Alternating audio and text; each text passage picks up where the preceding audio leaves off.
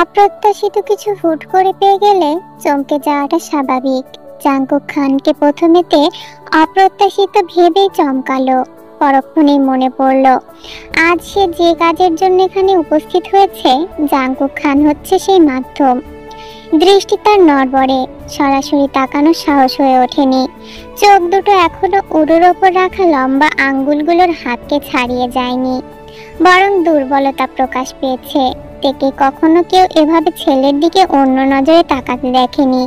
শত চার্মিং বয়ও যদি একবার চোখে পড়ে, ফের ঘুরে দ্বিতীয়বার তাকে কখনোই দেখবে না। এসব চার্মিং হ্যান্ডসাম বডিওয়ালাকে তে ভয় পায়। আকর্ষণ খুব খারাপ জিনিস, বিরাটভাবে চেকে বসে, ধীরে ধীরে অতলে টেনে নেয়। সমাজ ধর্ম মানুষকে কলুষিত করে। এত সাবধানতা সত্ত্বেও সে একজন যুবতী। বিপরীত লিঙ্গের দিকে তার কিছু কিছু দুর্বলতা আছে। সেই দুর্বলতাকে এড়িয়ে গেল তে। চোখ দুটো তার এক মুহূর্ত বন্ধ করলো, নিজেকে বকে বকে দমাতে ব্যস্ত। তার এই রূপ দেখার পর আশেপাশে কি হচ্ছে সে জানতেও পারল না। উপস্থিত মহলে মুরব্বী জাঙ্কুক ব্যতীত দুজন অবিবাহিত যুবক, একজন ইয়োনো আর একজন ইয়োনোর চাচাতো ভাই। মুরব্বীরা মাশাআল্লাহ বলে আলাপে মগ্ন হতে ধ্যান ভাঙে জাঙ্কুকের। চোখ সরে যায় তের থেকে। এতক্ষণ কোথায় ছিল ভেবেই ক্রোধে ফেটে যারে। পরক্ষণে আবার তেকে দেখেই শরীরে রক্ত হিম হয়ে আসে। জাঙ্কুক উঠে দাঁড়ায়, হুঙ্কার ছেড়ে থেকে বলতে ইচ্ছে করে, এই মেয়ে, এতটা নির্লজ্জের মতো এসেছো কেন? তোমার শাড়ি পরা একদমই উচিত হয়নি। যাও, চেঞ্জ করে আপাদমস্তক ঢেকে আসো। কিন্তু কিছুই মুখ থেকে বের করতে পারলো না। জাবেদ জাঙ্কুককে ডাকে, ভাগিনা, কোনো সমস্যা? জাঙ্কুক ডানে বাঁয়ে মাথা নাড়ায়, না মামা। পর মুহূর্তে আবার তের দিকে দৃষ্টি মেলে। মেয়েটা এসে দাঁড়িয়েছে। ঠিক এই মুহূর্তে তাকে দেখে জাঙ্কুকের মেজাজ খারাপ হয়ে যায়। লজ্জায় নুয়ে পড়েছে, বারবার মাথা থেকে ঘোমটা পড়ে যাচ্ছে। সে ভয়ে হাত উঁচিয়ে কপালের দিকে ঘোমটাটা টেনে নিচ্ছে। ঠিক তখনই উন্মোচিত হচ্ছে পেটের কিছু অংশ। কালো শাড়িতে সৌন্দর্য যেন দ্বিগুণ ফুটে উঠেছে। কালোর ওপর সাদা চামড়া উকি দিচ্ছে। এই দৃশ্য ইয়োনোর দৃষ্টি এড়ালেও ইয়োনোর কাজিনের এড়ায় না। ড্যাব ড্যাব করে তাকিয়ে আছে সে। ইয়োনো কম যায় না, যদিও লাল পড়তে বলেছিল সে, তবে কালোতে যে এতটা সুন্দর লাগবে সে না দেখলে বিশ্বাসই করতো না। তের রূপে সকলে মুগ্ধ হলেও জাঙ্কুক বিন্দু মাত্র হলো না। মেজাজ তার প্রথমে চটে গেছে। এরপর তের দিকে ভুল করে চোখ রাখলো না। সুন্দরী মেয়েদের সুন্দর দেখাবে, এতে এত বেহায়া হওয়ার প্রয়োজন নেই। কিন্তু যার প্রয়োজন সে ঠিকই বেহায়া হয়ে উঠেছে। তের দৃষ্টি আকর্ষণ করার চেষ্টা করছে। প্রথমে গলা খাকারি দিল, কাজ হলো না। পা নাড়ালো, কাজ হলো না। উপায় না পেয়ে লিসার দিকে চোখ রাখলো। লিসা ইয়োনোর দৃষ্টিতে পড়ে মুচকি হাসলো। ইয়োনো ইশারা করলো, তখন লিসা থেকে ঝাঁকি দিল। তের দৃষ্টিছেদ হলো। মুখ ঘুরিয়ে লিসার দিকে তাকাতেই লিসা ইয়োনোর দিকে ইশারা করলো। তে কোনো আগ্রহ দেখালো না। মাথা নিচু করতেই তার দুর্বলতা তাকে আবার বেহায়া বানালো। ইউনো ইশারা করলো আবার। লিসাকে বুঝালো তের সাথে কথা বলতে চাই। লিসা কাকিকে ইশারা করলো। কাকি একটু অপেক্ষা করতে বলল। আলোচনা বাড়তেই লাগলো। জাঙ্কুকের ফোনটা হুট করে বেজে উঠলো। আলোচনা থেকে বেরিয়ে পকেটে হাত ঢুকিয়ে ফোন হাতে নিল। সেই ফাঁকে একবার সামনের দিকে তাকাতেই দৃষ্টি আটকালো। তের ডাগর ডাগর চোখ দুটোকে অনুসরণ করে নিজের গোড়ালিতে আটকালো। ফোন বেজে আবার কেটে গেল। জাঙ্কুক তাতে মন দিল না, বরং মিনিট দুয়েক তের পানে দৃষ্টি রেখে ব্যাপারটা বোঝার চেষ্টা করলো। দুর্বলতা, উইকনেস, এর দৃষ্টি ভয়াবহ। জাঙ্কুক একটু নড়েচড়ে উঠল। ফের ফোন বাজতেই জাঙ্কুক দ্রুত উঠে গেল। এত দ্রুত জায়গা ত্যাগ করলো যে তে ধ্যানচ্যুত হলো। সামান্য ভরকেও গেল। দৃষ্টি উঠল, নিবদ্ধ হলো জাঙ্কুকের মুখ পানে। এতক্ষণে জাঙ্কুক শিওর হলো। ফোন কানে চেপে পকেটে হাত ঢুকিয়ে ড্রয়িং রুম ছাড়লো। প্রস্তাবটা তের কাকি রাখলো। ভাইজান, তে ইয়োনো দুজন একটু নিজেদের মধ্যে কথা বলুক। সকলে সম্মতি রাখলো। তের উঠতে ইচ্ছে হলো না। লিসা ধাক্কেই উঠিয়ে নিল। নিজের রুমের দিকে যেতে নিলে তে আপত্তি জানালো। রুমের অবস্থা খারাপ, পুরোটাই অগোছালো, সেখানে ইয়োনোকে নিয়ে যাওয়া যাবে না। কোথায় যাবে তাহলে? ছাদে? না, আমার পছন্দের জায়গায় ওই ইউনো ফিউনোকে নিয়ে যাব না। এত মান করে লাভ নেই, সেই মানুষটাই দেখবে একদিন তোর পছন্দের হয়ে উঠবে। লিসা এদিক ওদিক তাকালো, ইউনোর চোখে চোখ পড়তে আবারও একটু হাসলো, তের হাত ধরে টান দিল। চল, বাইরে বারান্দায় গিয়ে বসবি, সেখানে চেয়ার পাতায় আছে। জাঙ্কুক কথা শেষ করে বাসায় প্রবেশ করতেই তে ইউনোকে নিরিবিলিতে পাশাপাশি বসে থাকতে দেখে দাঁড়ালো। তাদের দুজনকে পাঁচ করে ভেতরে ঢুকতে হবে। জাঙ্কুক যাবে কি যাবে না দুমনা করলো, যেতে চেয়ে পা এগোলো না, ঠায় দাঁড়িয়ে রইলো। দেওয়ালের এপাশ ওপাশ বিধায় তে ইউনোর গল্পের সম্পূর্ণাংশ কানে এলো। ইউনো একটি বেশি এক্সাইটেড, তের হাত ধরতে চাইলো। হাত এগুতেই তে সোজা হয়ে বসলো। ইউনো হাত গুটিয়ে দাঁত বের করে হাসলো, মোহিত গলায় বলল, প্রথমে তোমাকে লাল পরনি বলে রাগ করেছিলাম, কিন্তু তোমাকে দেখে রাগ পালিয়ে গেল। খুবই সুন্দর লাগছে, কারণ নজর না লাগুক। থ্যাঙ্কস। তোমার বান্ধবীটা অনেকটা ভালো, ইশারায় বেশ পটু। কারোর সাথে কি কোনো চক্কর চলছে নাকি তার? চক্কর চললে যে ইশারায় পটু হবে, এটা কে বলল? ও, তার মানে বলতে চাইছো সিঙ্গেল? হ্যাঁ, কেন, পছন্দ হয়েছে নাকি? তা তো অবশ্যই, তুমি না থাকলে তার দিকে ঝুঁকতাম, কিন্তু এখন আর যাচ্ছি না। ত্রে মৃদু হাসে। ইউনো বলে, আমি ফ্রি মাইন্ডে কথা বলি, তুমি কিছু মাইন্ড করো না। তোমার বান্ধবী যথেষ্ট সুন্দরী, তার দিকে আমাদের মতো কম বয়সী যুবকরা নজর দিবে না তো কে দিবে? তবে আমি কিন্তু দিচ্ছি না, কারণ আমার নজর তোমাতে আবদ্ধ হয়ে গেছে। ইউনোর কথাতে তের মনে বিষাদ ছুঁয়ে গেল। বোঝার পর থেকে যে ভয়টা এতদিন পেয়ে এসেছিল, সে ভয়টা সত্যি হতে চলেছে। অথচ তে সবসময় আল্লাহর কাছে চাইতো এমন যেন কখনোই না হয়। ভাবতে ভাবতে আনমনে বলে উঠল, ব্যক্তিগতভাবে আমি কম বয়সী যুবকদের জীবনসঙ্গী হিসেবে পছন্দ করি না। কম বয়সী যুবকদের থাকে দ্বিধাবোধ, হুট থেকে বেস্ট খোঁজার তাড়না, হৃদয় ভাঙার আভাস। তারা অধিকাংশই থাকে কনফিউজড। আমার চাই একজন আবাদমস্তক পুরুষ, সত্যিকারের সুপুরুষ, যারা ডালে ডালে ঘুরে না, অবলম্বন খুঁজে নেয় শেষ বয়স অবধি বাঁচার অবলম্বন। জাঙ্কুক এরিয়া ছেড়ে বাইরে এসে দাঁড়ায়। পাশেই তার গাড়িটা পার্কিং করা। আজ সকালে গাড়িটা ধোয়া হয়েছে, তার আগ পর্যন্ত ছিল মার্কারের লেখাটা। এটা যে তেল লেখা তা দেখে বোঝা যায়, গুটানো গুটানো লেখা। এর আগে কখনো তেল লেখা দেখার সৌভাগ্য হয়নি, আন্দাজে ঢিলটা ছুটতেও হয়নি যে কেউ বলে দিতে পারবে এটা তেল লেখা। সে নিজেও যেমন, তার লেখাও ঠিক তেমন। কিন্তু চিন্তা ভাবনাগুলো, বিশেষ করে আর জাঙ্কুক তার প্রমাণ পেল। পকেটে হাত ঢুকিয়ে স্বল্প পরিসরে পায়চারি করলো। হাসপাস লাগছে, কেমন যেন দমবন্ধকর পরিবেশ। দুপুরের রোদে চারিদিক শুনশান, একটা মানুষ অবধি নেই। অদূরে সেনুরে গাছে কাক কাকা করছে। জাঙ্কুককে ডাকতেই ইউনো বাইরে এসেছে। স্যার, আপনাকে ভেতরে ডাকছে। Any problem sir? রোদে দাঁড়িয়ে আছেন কেন? ভেতরে চলুন। সিগারেট হবে? হ্যাঁ। সিগারেট? স্যার, আমি তো সিগারেট খাই না। তোতলাচ্ছ কেন? তুমি আমার ছাত্র, আমার প্রতিষ্ঠানে ছিলে, দ্বিধা কিসের এত? ইউনো দুমনা করতে করতে কি যেন ভেবে সিগারেট বের করে দিল। লাইটারে আগুন ধরিয়ে জাঙ্কুক গাড়ির পেছনে গিয়ে সুখ টান দেয়। ধোঁয়া ছাড়তে থাকে। মেয়ে দেখতে এসেও হাতে সিগারেট? কয়টা চলে দিনে? স্যার, ইদানিং অভ্যাসটা ঝেঁকে বসেছে, কিছুতেই ছাড়তে পারছি না। জাঙ্কুক আর কথা বলে না। সিগারেট শেষ করে ইউনোর সাথে ভেতরে প্রবেশ করে। তে এখনো সেখানে উপস্থিত। প্রস্থান করার অনুমতিটুকু দেওয়া হয়নি। চ্যাংড়া ছেলেটা এখনো হাঁ করে আছে। জাঙ্কুক গিয়ে তের পাশে দাঁড়ায়। সবাইকে দেখে নিয়ে তেকে বলে, তুমি এখন যেতে পারো, এখানে আর থাকার প্রয়োজন নেই। জাঙ্কুক মুখ খুলতেই সিগারেটের গন্ধ সরাসরি তের পেটে ঢুকে যায়।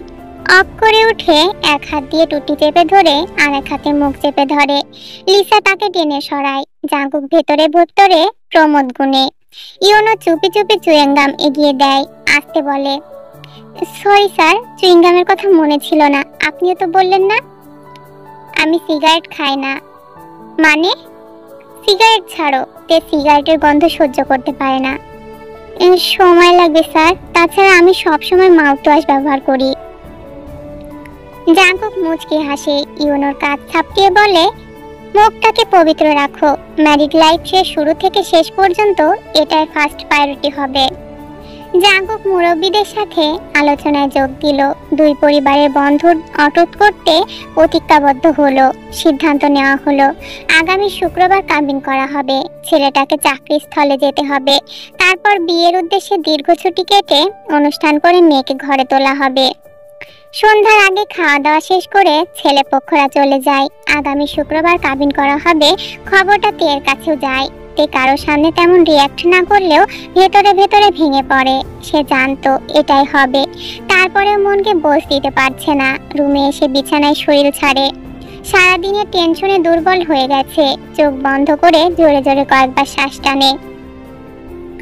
এভাবে কিছুক্ষণ সময় অতিবাহিত করার পর চট করে উঠে বসে। ফেসবুকে লগ ইন করে ইউনোকে সাথে সাথে ব্লক করে দেয়। হোয়াটসঅ্যাপ থেকে ব্লক করে।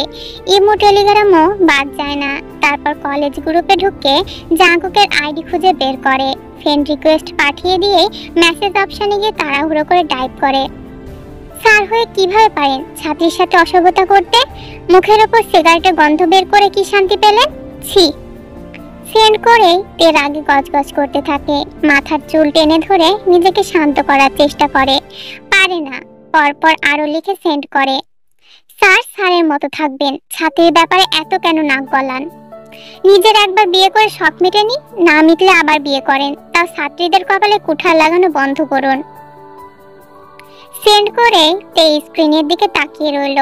মেসেজ ডেলিভারি হয়েছে কিন্তু সিন করা হয়নি। অনলাইনে থেকেও কোনো সিন করছে না। তের আবার রাগ লাগে। বিছানা ছেড়ে ধপধপ পা ফেলে বেরিয়ে আসে। কিচেনে এসে দাঁড়ায়। দুজন কাজের লোক সহ তের মা কাকিরা সবাই রান্নার খাবার বাসন কোসন বসিয়ে রাখছে। তে হাড়ির দিকে এগিয়ে যায়। রান্না করা মাংস থেকে বেছে বেছে সব থেকে শক্ত হাড্ডিগুলো বেছে নেয়। জেসু চেঁচিয়ে ওঠে, আরে কি করছিস কি? এগুলো পায়ের হাড্ডি, খেতে পারবি না, কুকুরকে দেব, নরমগুলো নে। তে রক্ত চোখে মায়ের দিকে তাকায়। যিশু বুঝতে পারে মেয়ে যে খুব রেগে আছে, বিয়েটা একদমই করতে চায় না। তাই বলে কি আর বিয়ে ছাড়া থাকা যায়? আজ নয় কাল বিয়ে তো করতেই হবে। মেয়ের কথায় সায় দিলে তো আর চলবে না। এগিয়ে এসে চামচ ধরতেই তে ঝাঁকি দিয়ে ছাড়িয়ে নেয়। গলায় শান দিয়ে মায়ের ওপর চেঁচিয়ে ওঠে, আমি তো কুকুরই, পোষা কুকুর। প্রয়োজন শেষ হলে অন্যত্র ছুড়ে দেওয়া হচ্ছে। দিবে যখন এত, তাহলে মায়া কেন দেখিয়েছিলে? তে মা শোন, দূরে থাকো, একদম দরদ দেখাতে আসবে না। যেভাবে এসেছিল সেভাবে ধপধপ করে পা ফেলে চলে গেল। যিশু করুণ মুখে জায়ের দিকে তাকালো। এত বোঝালাম মেয়েটাকে, বুঝে না কেন? বলে টুলে বসে পড়ল। সমস্ত রাগ গিয়ে পড়ল নিরীহ হাড্ডির ওপর। দাঁত দিয়ে শত চেষ্টা করেও তে ভাঙতে না পেরে তে থামলো না। যুদ্ধ চালিয়ে গেল। কট করে একটা দাঁত নড়ে উঠলো, আর একটা দাঁত কোনোর কানি ভেঙে গেল। হাতে উঠে আসতে দেখে তে ক্ষান্ত হলো। রাগটা কমে এলো। অভিমানে চোখে জল গড়ালো। মেসেজগুলোর কথা মনে পড়তেই টনক নড়ল। সর্বনাশ বলে চিৎকার দিয়ে ছাদ ছাড়লো। রুমে এসে তাড়াহুড়ো করে বিছানা এলোমেলো করে ওয়ারড্রবের উপর ফোনটা পেল। পেয়েও লাভ হলো না। এতক্ষণে যা সর্বনাশ আবার হয়ে গেছে। মেসেজ সিন করে ফেলেছে। নিচে ডট ডট উঠছে। রিপ্লাই টাইপ করছে। তার মানে মেসেজ মাত্রই সিন করেছে এবং জাঙ্কুক খান ইনবক্সে আছে। তাড়াহুড়ো করে সব মেসেজ আনসেন্ড করে দেয় তে। ছোট্ট করে লিখে দেয়, সরি স্যার। পরপর মেসেজ আসে, বেয়াদব। তের কাছে মেসেজটা বড্ড কঠিন লাগে। বেয়াদব, এত বড় বেয়াদবি করে ফেললো, তাও আবার জাঙ্কুক খানের সাথে। নিজের মাথার চুল একবার নিজে টেনে ছিঁড়ে ইচ্ছে করছে। তে সাথে সাথে অফলাইনে চলে গেল। তবুও নিস্তার পেল না। তৎক্ষণাৎ কল এলো। লাস্ট ডিজিট দেখেই তের মাথায় বাজ পড়ল। প্রিন্সিপালের নাম্বার চেনে না এমন কেউ মনে হয় না কলেজে আছে। তে ভয় পেয়ে গেল। কল রিসিভ করলো না। তৎক্ষণাৎ মেসেজ আসলো, বেয়াদব কি লিখেছ এসব? চাপকে সোজা করে দেব মেয়ে। তাই তো, কি লিখেছে তে? একটু আগের লেখাগুলো মনে করতেই পড়লো না। সব ভুলে বসে রইল। কানে ফোন বন্ধ করে দিল। ফোন বন্ধ পেয়ে রাগে চোখ মুখ লাল হয়ে আছে জাঙ্কুকের। কত বড় বেয়াদব হলে স্যারকে সব মেসেজ দেয়। পরিচয় কি ভর ডর নেই? শাওয়ার নিয়ে আসতেই দেখে ফোনের ছোট্ট আলো জল জল করছে। হাতে নিতেই দেখে এসব উল্টাপাল্টা মেসেজ, তাও একটা মেয়ের আইডি। আইডির নাম সুবোধ বালিকা। সুবোধগিরি ছোটাতে গিয়ে ইচ্ছে করছে আইডিতে নাম্বারটা পেয়ে ফোন লাগাই। এর সুবোধগিরি বের করে ছাড়বে। কলেজ স্টুডেন্ট, একবার পাক উচিত শিক্ষা দিয়ে ছাড়বে। হাফ বিল্ডিং এর একটা বাড়ির সামনে এসে দাঁড়িয়েছে তে আর বুগাম। গেটের ওপর বড় বড় করে লেখা আহমদ ভিলা। তে জিজ্ঞেস করে, এই বাড়িটাই শিওর? হ্যাঁ চল, জিমিন মেয়েটা পরশুই এসেছে, কাল চলে যাবে। আজ না এলে পেতামই না। দুজন ভেতরে যায়। বুগাম ডাকে, জিমিন আপু, আমি গতকাল যে এসেছিলাম। বুগাম, ও ভেতরে এসো। ডাক পড়ে ভেতর থেকে। বুগাম পিছু পিছু তেও যায়। সোফায় বসে গুটিসুটি হয়ে মিনিট দুয়েকের ভেতরেই ফুটফুটে একটা মেয়ে আসে। গায়ে বাদামি রঙের শাড়ি। বয়স কত হবে? তের ছোটই হবে। মিষ্টি হেসে তের কাছে এগিয়ে গিয়ে জোরে ধরে, ছেড়ে দিয়ে বলে, মাশাআল্লাহ আপু, তুমি তো খুবই সুইট। ইউনো ভাইয়ের পছন্দ আছে। তোমার হাজবেন্ডেরও পছন্দ আছে বলতে হবে। এটা তোমার বাবার বাসা? কবে এসেছো? হ্যাঁ আপু, পরশুই এসেছি। ডাক্তার দেখাবো বলে আজকে রাতে, কাল চলে যাব। বাবার বাড়ি চিকিৎসা? কেন, শ্বশুর বাড়ি কি চিকিৎসা করা যায় না? করাই। ফার্মেসির ডাক্তার কি আর বড় ডাক্তারের ওষুধ দিতে পারে? তার ছিল হাসে জিমি। তে নড়ে চড়ে এগিয়ে গিয়ে বসে জিমিনের দিকে। হাত দুটো মুঠোয় নিয়ে বলে, আমাকে বুগাম কিছু কথা বলেছে, সেগুলো কি সত্যি? তুমি ভালো নেই জিমিন? তোমার মতো আমি হতে চাই না। ছোট একটা জীবনে আমি অনেক ভালো থাকতে চাই। মলিন হাসে জিমিন। কপালে আঙুল ঠেকিয়ে বলে, সবই কপালের লেখন। তোমার কপালে থাকলে তোমাকেও ভুগতে হবে। ছাপোষা হয়ে আমার মত জীবন কাটাবে। শ্বশুর শাশুড়ি সেবা করে জীবন চলে যাবে। কয় মাস পর পর জামাই আসবে, দুটো মিষ্টি কথা বলবে, শরীরে খিদে মেটেবে, আবার চলে যাবে। একজন অফিসার হয়ে কি করে এসব সাপোর্ট করে? ইউনো কি এসবে সায় দিবে?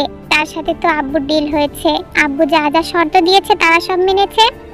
সেটা তো আমার ক্ষেত্রেও হয়েছে আপু। কথা দিয়েছিল পড়াশোনা করাবে, রানীর মতো রাখবে, কোনো অভাব হবে না। মন চাইলে ঘুরে বেড়াতে পারবো, বাবা মাকে দেখতে চাইলেই এসে দেখে যাব। আরো কত কি, কত আশা স্বপ্ন দেখিয়ে আমার জীবনটা শেষ করেছে। বাবা মার ব্রেন ওয়াশ করে আমাকে নিয়ে গেছে। আজ বিয়ে না হলে আমি কি স্বাধীন থাকতে পারতাম না? আমার বাবা মা কি আমাকে পড়াশোনা করাতো না? এখন আমি বছরেও একবার বাবা মায়ের মুখ দেখতে পারি না। রানী হতে গিয়ে হয়েছে চাকরানী। স্বামীর কোনো ব্যাপারে থাকতে পারি না। ফোনে দু চারটে কথা ছাড়া কিছুই হয় না। পুরুষ মানুষ বাইরে থাকে, কি না কি করে বেড়ায় কিছুই জানতে পারি না। চোখ বন্ধ করে দিয়েছে আমার পুলিশ অফিসার। তাদের বিরুদ্ধে কোনো স্টেপও নিতে পারি না। বড় সংসার, কাজ করতে করতে কোমরে ব্যথা ধরে গেছে। ফার্মেসি থেকে দুটো বড়ি ছাড়া কিছুই জোটে না। চিকিৎসার উছিলায় তাও তো বছর পর আসতে পারলাম, না হলে তাও পারতাম না। জিমিন নিঃশব্দে চোখের জল ফেলতে লাগলো। তের হাতের মুঠোই করে নিয়ে বলল, এই বিয়ে করো না। তোমার সম্পত্তির ওপর তাদের লোভ পড়েছে। মেয়ে তুমিও কম যাও না। এত রূপকে লালন করতে বলেছে তোমাকে। রূপ না থাকলে তোমাকে চোখেই ফেলতো না। ওনারা যতই আধুনিক হোক, বাইরেই সব। আজ পর্যন্ত বলতে পারবে না কোনো পার্টিতে কোনো বউ গিয়েছে। এলাকা ছাড়া তাদের কেউ চিনে না। সারা দেশে এক একজন চাকরি করে বেড়ায়। ভয় অনিশ্চয়তা নিয়ে দিন পার করতে হয়। বুগাম জানতে চাই, ইউনো ভাই কেমন আপু? উত্তম সন্তান, বংশের গর্ব, সবার আদরের। বাবা মার কথা ছাড়া এক পাও নড়ে না। বেশ হাসি খুশি, রসিকও বটে। গার্লফ্রেন্ড আছে নিশ্চয়? আমরা তা জানি না। থাকলে বাবা মা ছাড়া কিছুই করবে না। দোস্ত ওঠ, এই বিয়ে তোকে করতে হবে না। ভয় পাস না। আমাদের 17 বছরের বন্ধুত্বের কসম, তোকে আমরা হারাতে পারবো না। বিয়ের আছে আর মাত্র 3 দিন। তের সকল চেষ্টায় ব্যর্থ। বাবা মার সাথে চলছে বিরাট দ্বন্দ্ব। বারবার বোঝাতে গিয়ে ঠকে গেছে। তার উপরে ইউনো তের প্রেমে হাবুডুবু খাচ্ছে। এর সাথে মতোই তেরামি করা হোক, সে তেরামিরই প্রেমে পড়বে। যে হোক অভিজ্ঞতা সম্পন্ন লোক। মেয়ে কি করতে পারে আর না পারে সবটাই জানে। আত্মহত্যা পর্যন্ত গিয়ে ফিরে আসতে হয়েছে। যে হোক শক্তভাবে বলে দিয়েছে, তুমি যদি ভেবে থাকো এই বিয়েটা করলে তোমার লাইফ শেষ হয়ে যাবে, তাহলে ইহকালের অর্ধেকটাই শেষ হবে। আবার যদি ভাবো আত্মহত্যা করবে, তাহলে ইহকাল পরকাল সবটাই শেষ হবে। Decision yours. কলেজেও অ্যালাউ করছে না, খুব ইম্পর্টেন্ট ক্লাস আছে বলে বেরিয়ে এসেছে। বোগামলিসা তো জানে পানি ফিরে পেয়েছে, তেকে জড়িয়ে ধরে বলে, দোস্ত ফাইনালি তোর বাপ তোরে ছাড়ছে। তে লিসাকে সরিয়ে দিয়ে বোগামকে বলে, আমার জন্য কি করতে পারবি? তুই খালি ক কি করা লাগবে, আই পালিয়ে যাই। দোস্ত আমাকে বিয়া করবি? তোকে কেন বিয়ে করব, ভাই লাগোস না, তুই ছাড়া আর কে আছে যার সাথে পালাতে পারমু? শালি গাধি, একটা প্রেমও করতে পারলি না জীবনে, তুই বাচ্চা থাকা কি করবি? মইরা যা, চল্লিশা খাই। ফালতু কথা বলবি না, তোরে নিয়ে পালাইলে জীবনে কোনো মেয়ে আমারে বিয়ে করবে না, কেলেঙ্কারি হয়ে যাবে না? গার্লফ্রেন্ডের সামনে কোন মুখ নিয়ে দাঁড়ামো? তাহলে আমি কিভাবে বিয়েটা আটকাবো? তোর ঘটকরে বল। স্যারকে বলেছিলাম, স্যার আরো পথ সাফ করে দিয়েছে। এই স্যারের জন্যই এত কিছু, উনি যদি এর মধ্যে না থাকতেন তাহলে আডুলি বাডুলি সব ঘটককে তুড়ি মেরে আমি তাড়াতাম। তাহলে চল তুড়ি মারার ব্যবস্থা করি। কিভাবে? স্যারের বউকে ম্যানেজ করি। বাইরে যতই বাঘ হোক না কেন, সব পুরুষই বউয়ের কাছে পোষা ঘোড়া। ম্যামকে কিভাবে ম্যানেজ করবি? উনি কি ওনার হাজবেন্ড ছাড়া আমাদের কথা বিশ্বাস করবে? না করলে প্রমাণ দেখাবো, তবুও বিশ্বাস করতেই হবে। কোনো মেয়ে এত বড় ঘটনা শোনার পর কোনো মেয়ের ক্ষতি করতে চাইবে না। আমাদের আরো আগে ওনার কাছে যাওয়া উচিত ছিল। ওনার কাছে কাজ না হলে পাগলের ডাক্তারকেও ম্যানেজ করতে হবে। উনি বোধহয় জাংকুক স্যারের ফ্রেন্ড হবে। সেদিন ওনার চেম্বারে কথাবার্তা শুনেই তো মনে হলো। এখন চল, নয়তো দেরি হয়ে যাবে, দেখে আবার বাসায় ফিরতে হবে। জাংকুকের বাসার গেটের সামনে রিক্সা থেকে নামে তিনজন। লিসা আসতে চাইছিল না, বুগামকে পাঠাচ্ছিল। তে ধরে নিয়ে এসেছে। লিসাও ভাবলো এই সুযোগে স্যারের বাড়িটাও দেখা হবে, স্যারের বউয়ের সাথেও দেখা হয়ে যাবে। হ্যান্ডসাম স্যার, তার বউ নিশ্চয়ই কোনো নায়িকাদের মতো দেখতে। কথাটা বলল বুগাম, সে তো হেভি মজায় আছে, যা ফাটছে সব। বেচারা চলে তো এলো, এরপর কি হবে? স্যারের বউ যদি হয় বদমেজাজি, বা স্যার জানার পর যদি তের পড়াশোনায় বন্ধ করে দেয়, সাথে দুই বন্ধুরও যদি করে দেয়। চিন্তায় ঘামতে লাগলো, নাকের ওপর বিন্দু বিন্দু ঘাম জমেছে। রোদের আলোয় মুখটা দানার মতো লাগছে। বাড়ির বাইরে থেকে বেগম দেখে বলে, আরে বাস, সেই তো বাড়িটা, পুরো ফুলের বাগান, এত ফুল গাছ। আসলে ছাদের ওপর থেকে নিচ পর্যন্ত যেন ফুলেই ঢেকে আছে। মাঝখানে তিনতলা সাদা ফকফকে ভবন। একটা ছবি নেই, দাঁড়া, ভবিষ্যতে এই ডিজাইনে একটা বাড়ি বানাবো, জীবনের সব রোজগার দিয়ে। বোগাম হাত আটকায়, আরে রাখ তো, তুই যে ছোট লোক, সব জায়গায় দেখানোর দরকার নেই। লিসা ভেঙচি কাটে। বাড়িতে ঢুকতে যাবে তখনই দারোয়ান বেরিয়ে আসে। জিজ্ঞাসা করে, আপনারা কে? কাকে চাই? আমরা জাংকুক স্যারের ওয়াইফের সাথে দেখা করতে এসেছি। আমরা কলেজ স্টুডেন্ট, একটা ইম্পর্টেন্ট কাজে এসেছি। কিন্তু উনি তো নেই। কোথায় গিয়েছেন? মানে কখন আসবেন? স্যারের ওয়াইফ তো নেই। তা তো বললেনি, কিন্তু কোথায় গিয়েছেন? আরে স্যার তো বিয়েই করেনি, ওয়াইফ আসবে কোথা থেকে? কি? তিনজনই একসাথে চিৎকার করে ওঠে। হ্যাঁ, আপনারা কে বলুন তো? না জেনে চলে এসেছেন? না মানে আমরা ঠিক জানতাম না। আর কেউ আছে বাড়িতে? ভেতরে এসে বসুন, আমি বাড়ির ভেতর থেকে আসছি। বাগানে খোলা বাংলোতে বসার জন্য দেখিয়ে দেয় দারোয়ান। তেরা বসলে দারোয়ান বাড়ির ভেতরে চলে যায়। তেরা আরো টেনশনে পড়ে যায়।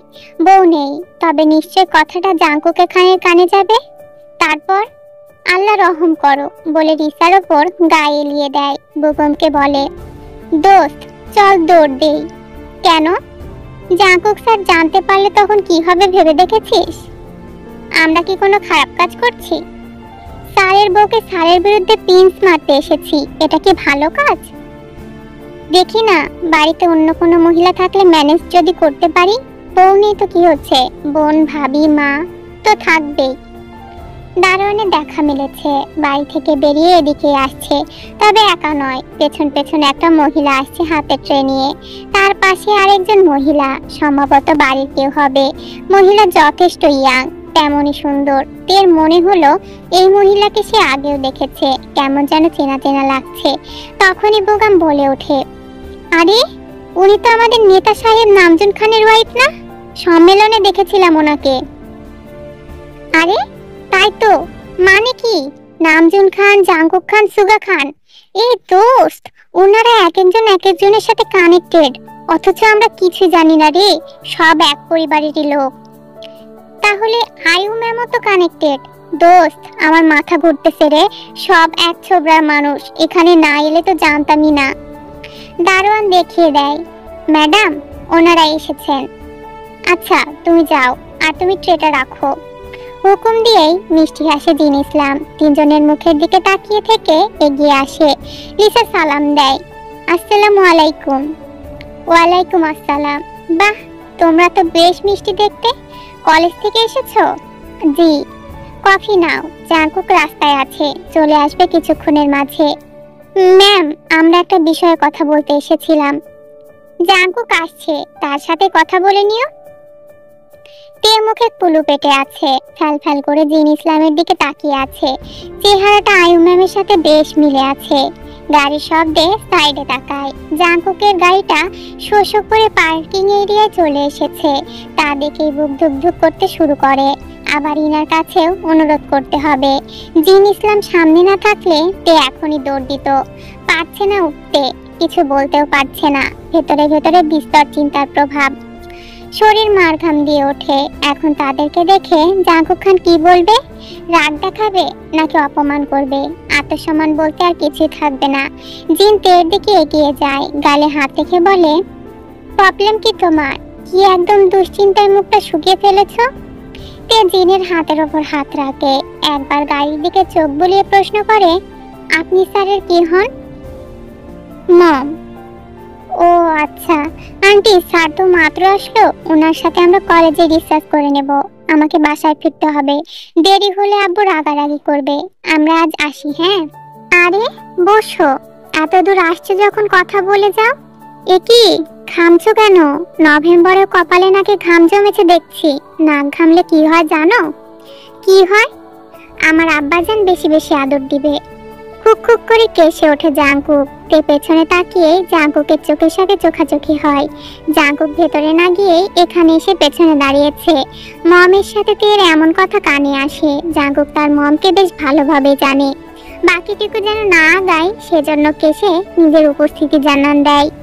লিসা ও বোগাম হ্যাঁ হ্যাঁ করে হেসে ওঠে। তে ভ্যাবাচেকা খেয়ে এদিক ওদিক তাকায়। পর মুহূর্তে লজ্জায় নিয়ে পড়ে। ওই তো জাঙ্কুক চলে এসেছে, কথা বলো।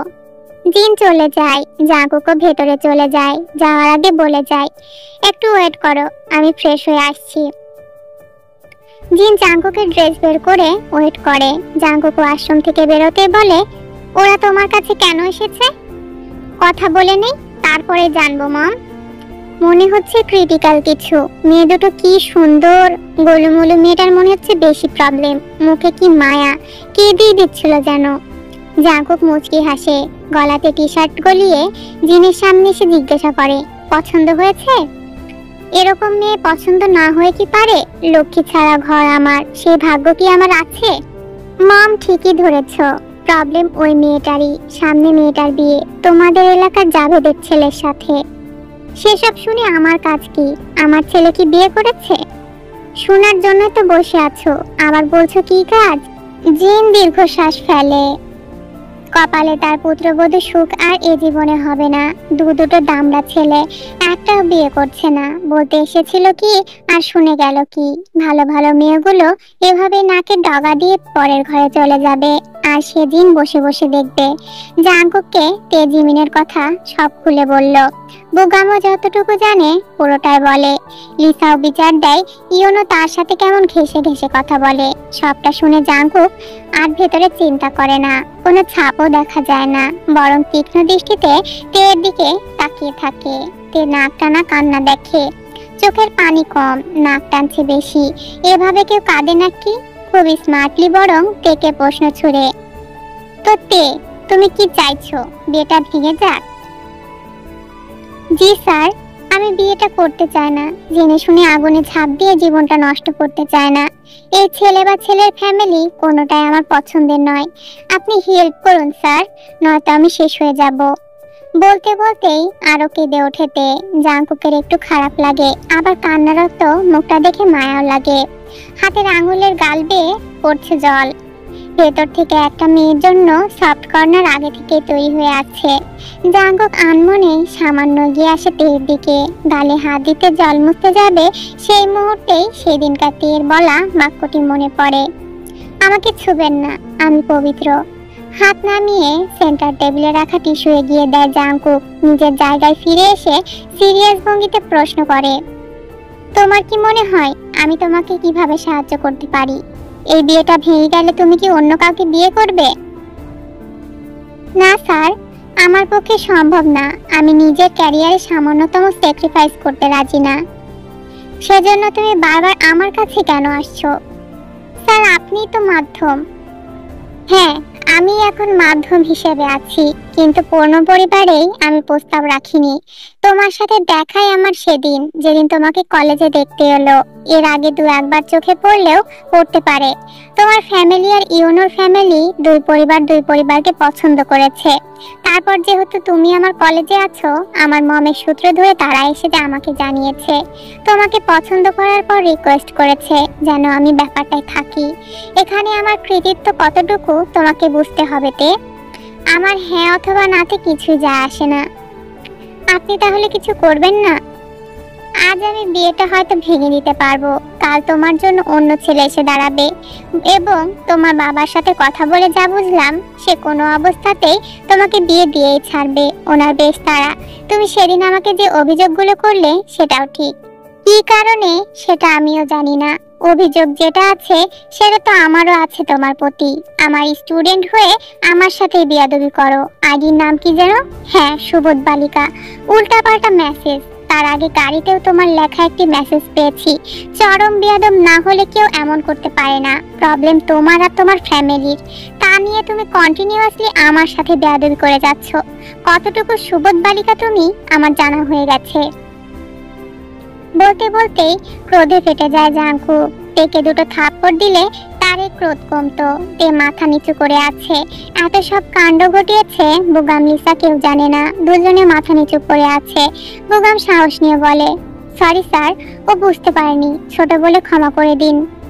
ওকে সরি বলতে বলো। তে চোখের জল মুছে বলে, সরি স্যার, আর হবে না, কিন্তু আমি বিয়ে করব না।